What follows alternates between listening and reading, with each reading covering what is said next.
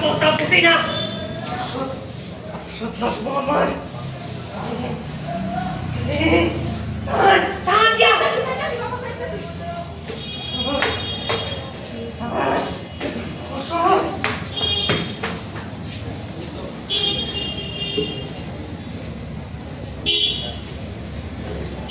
না না জেঠু এর একটা বিহিত করার দরকার এই ফানা রান্না শেষ হইতেছে আর সহ্য হইতেছে না অবশ্যই এই দায়িত্ব যে সবাই মিললেই এর একটা বিহিত করতে হইব কার বিহিত টাঙ্কি এত হন হাসপাতাল এর বাড়ি এর মার সঙ্গে প্রথমে যা খুশি করতে কইয়া বাড়িতে বাইরে গিয়া ঠিক বাড়ির সামনে তিন রাস্তাটার মধ্যে বসে কইয়া মাথাটাও বাড়াইছে বাড়াইতে হইছে উচিত শিক্ষা হইছে হ্যাঁ তখন এমন ভাবে কইও না শত হইলেও তো সে আমরার পাড়ার একটা ছেলে কখন সজল বাপ্পা এরা সকলে মিল্লা হেরে লইয়া হাসপাতাল গেছে বাবু কইছে ইহানো সম্ভব হইতো না হেরে ওই দিবি হাসপাতালে ভাগ করুন লাগবে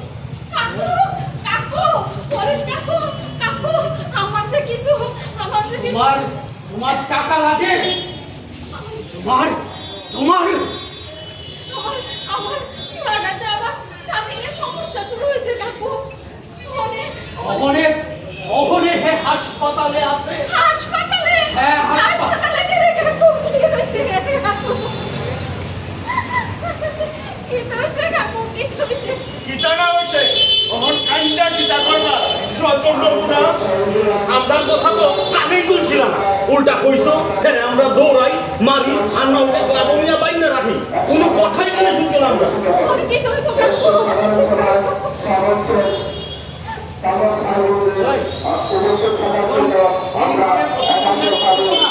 এইভাবে কথা কইলে সবাই মিললাই এর একটা সমাধান করতে হইব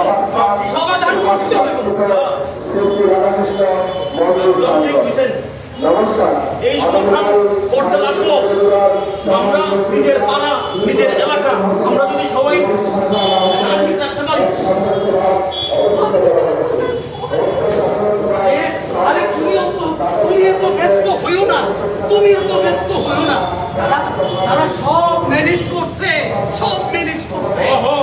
তবে ছেলেরা এর সঙ্গে হাসপাতালে আছে সবাই যে যার সাধ্য মতো এই চিকিৎসার যাবতীয় ব্যবস্থা নিতে হবে শুধু এর চিকিৎসার যাবতীয় ব্যবস্থা না এই অন্ধকার জগৎ থেকে সাংকির মতো যে সব ছেলে মেয়েরা আছে তাদেরকে সমাজের সঠিক রাস্তায় মূল স্রোতে ফিরায় আনার ব্যবস্থা নিতে হইব দায়িত্ব নিতে হইব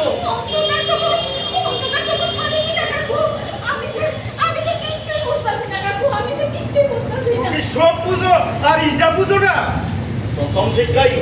প্রথম থেকেই হে সাদা তামাক খনি কি না খাইছে সব কিছু খাইছে এবং সব কিছুর ব্যবস্থা তুমি নিজে কইরা দিত আর অখন তুমি কিচ্ছু জানো না কিচ্ছুই বুঝো না ঈশ্বর সত্যি কইতাছি আমি কিচ্ছু জানি না দাদা তোমার ছেলে সাংকি তোমার কাছ থেকে দিনের পর দিন টাকা নিয়ে সে নেশার ট্যাবলেট খাইতো নেশা করতো ডেলি শুরুতে ধরছে পান সাদা খৈনি এরপরে ধরছে বিড়ি সিগারেট সব তোমার চোখের সামনে তুমি কোনোদিন হেরে না করছো না ছেলেরা হেরে কম বুঝেছে কারোর কথা সে শুনছে না এখনই মারাত্মক নেশায় আসক্ত হয়েছে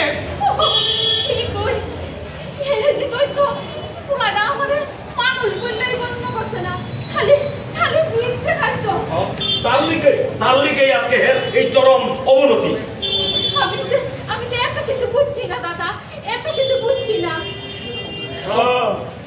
এখন তো বুঝছো এখন এই সব ছেলে ফেলেদারে সমাজের মূল স্রোতে ফিরায় আনতে গেলে তোমার মতো সময় এনারই দায়িত্ব নিতে হইব।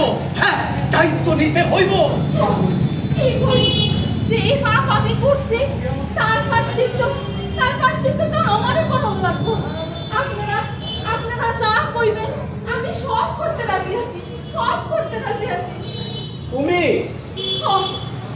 ঠিক কই আমি হ্যাঁ সাঙ্গ দেবে সবাই চিনি। এতদিনেরই তোমার হুশ ফিরছে, আজকে তোমার নিজের উপর করছে দেখা না? নিজের আর পরের কিতা তখন তো আমরা সবাই মিলই এর একটা সমাধান করতে হইব। সমাজের এই মারাত্মক দিয়ে আমরা নির্মূল করতে হইব রে। একদম ঠিক কথা কইছেন।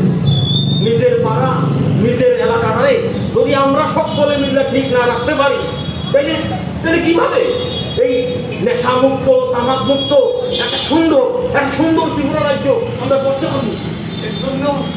এর জন্য ওদের মতো যুবকদেরকে আরো বেশি করে দায়িত্ব নিতে হইব রে। তখন আরো বেশি করে দায়িত্ব নিতে হইব যাতে আমরা এই সমস্ত ছেলে পেলে গুলিরে সবাইরে ঠিক জায়গায় আনতে পারি। অবশ্যই, তবে এক্ষেত্রে আপনাদের বড়দের মতামত পরামর্শ ছাড়া আমরা যে এই কাজ করতে পারতাম না। জেঠু একদম ঠিক। সেক্ষেত্রে রাজ্য সরকারের নেশা বিরোধী তামাক বিরোধী যে সমস্ত পরিকল্পনাগুলি আছে এই পরিকল্পনাগুলির মধ্যে আমাদের নিজেদের আরো বেশি করে জড়িত করতে হইব। জড়িত কইরা রাজ্য সরকারকে আরো অনেক বেশি সাহায্য সহযোগিতা করতে হইব। ঠিক কথা কইছো অবিনাশ, ঠিক কথা কইছো। এর লেখা রাজ্যের বিভিন্ন বেসরকারি যে সংস্থাগুলি আছে তাদের এই তামাক বিরোধী নানা কর্মসূচিতে আমাদের আরো ব্যাপকভাবে যুক্ত থাকতে হইব। তবেই না আমরা একটা সুস্থ সমাজ, নেশা বিরোধী তামাক বিরোধী সমাজ করতে পারো। হ্যাঁ, চলেন আমরা তাড়াতাড়ি যাই, ওই শান্তির লেবারের ব্যবস্থাটা করি। চলেন আরে তুমি এত চিন্তা করো না, তখন আমরা সবাই আছি তো, এর পাশে আছি। চলো।